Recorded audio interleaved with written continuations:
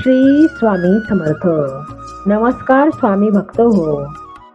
एखाद्या व्यक्तीने विश्वास ठेवून हा मंत्र 108 वेळा ऐकला तर त्याला त्या सर्व गोष्टी मिळतील ज्या त्याच्या मनात आहेत. आज या मंत्राच्या साहाय्याने तुमच्या जीवनातील सर्व आर्थिक समस्या, आरोग्याशी संबंधित समस्या मुळापासून नष्ट होतील. तुम्हाला भरपूर संपत्ती मिळेल. तुम्हाला इतका धनलाभ होईल की त्याची तुम्ही कधीही अपेक्षा केली नसेल. जर तुम्हाला भरपूर धनसंपत्ती मिळवायची असेल तर हा मंत्र 108 वेळा ऐकल्यानंतर त्या क्षणी काय चमत्कार झाला हे तुम्ही आम्हाला सांगा. हा मंत्र शेवटपर्यंत ऐकला तर तुम्हाला याचा पूर्ण लाभ होईल. भक्तांनो, तुमचा स्वामी शक्तीवर विश्वास असेल तर व्हिडिओला एक लाईक करून आपल्या चॅनलला सबस्क्राईब करा आणि कमेंटमध्ये आपली इच्छा श्री दत्तगुरु महाराज, श्री स्वामी समर्थ महाराज यांना स्वाधीन करा. हा मंत्र ऐकल्यानंतर तुमची मनोकामना नक्कीच पूर्ण होईल. जर तुम्ही काही दिवसापासून धन मिळण्याची अपेक्षा करीत असाल आणि अजूनपर्यंत काही लाभ मिळाला नसेल तर निश्चित राहा, कारण की मंत्र ऐकल्यानंतर तुम्हाला अचानक धनलाभ होईल. श्री गुरु महाराज त्यांच्या तपस्येचे फळ आहे. या मंत्राच्या प्रभावाने तुमचे भाग्य बदलून जाईल आणि मग तुमचे घर धनसंपत्तीने भरले जाईल. तुम्हाला फक्त श्रद्धेने आणि विश्वासाने या मंत्राचा जप 108 वेळा ऐकावा लागेल. असे केल्याने तुम्हाला नक्कीच फायदा होईल. भक्तांनो, आयुष्यात पैशाची आवश्यकता कोणाला नाही. आपल्याजवळ भरपूर पैसे असावेत, आपल्या सर्व इच्छा पूर्ण व्हाव्यात अशी प्रत्येकाची इच्छा असते, पण प्रत्येकाला ते शक्य नसते. आज आम्ही तुम्हाला दत्तगुरु महाराज यांचा प्रभावी मंत्र सांगणार आहोत. तुम्ही काहीही न करता या मंत्राच्या सहाय्याने धनसंपत्ती मिळवू शकता. फक्त हा मंत्र तुम्ही अगदी मनापासून ऐका. आज आम्ही तुम्हाला श्रीमंत होण्याचा सोपा मार्ग सांगणार आहोत. हा मंत्र ऐकल्यानंतर तुम्हाला करोडो रुपये मिळण्यापासून कोणीही अडवू शकत नाही. भक्तांनो, आजच्या व्हिडिओमध्ये दत्तगुरु महाराजांचा चमत्कारी मंत्र ऐकणार आहोत. या मंत्राचा जप 108 वेळा तुमच्या मोबाईलवर ऐकल्यावर तुम्हाला नक्कीच धनलाभ होईल. तुमची गरिबी दूर होईल आणि तुमच्या घरात खूप सारा पैसा येईल. भक्तांनो, तुम्हाला थोडेच नाही तर भरपूर प्रमाणात पैसे येऊ लागतील. भक्तांनो, आज आम्ही तुमच्यासाठी दत्तगुरु महाराज यांचा धनवर्षा मंत्र घेऊन आलो आहोत, जो तुमच्या पैशांच्या संबंधित सर्व समस्या दूर करेल आणि तुमच्या जीवनातील गरिबी कायमची दूर होईल. भक्तांनो, तुम्हाला आता श्रीमंत व्हायपासून कोणीही रोखू शकत नाही. हा मंत्र तुम्हाला या वर्षात खूप श्रीमंत बनवेल. भक्तांनो, हा साधा मंत्र नाही. हा मंत्र तुम्हाला दत्तगुरूंच्या हृदयाशी जोडतो.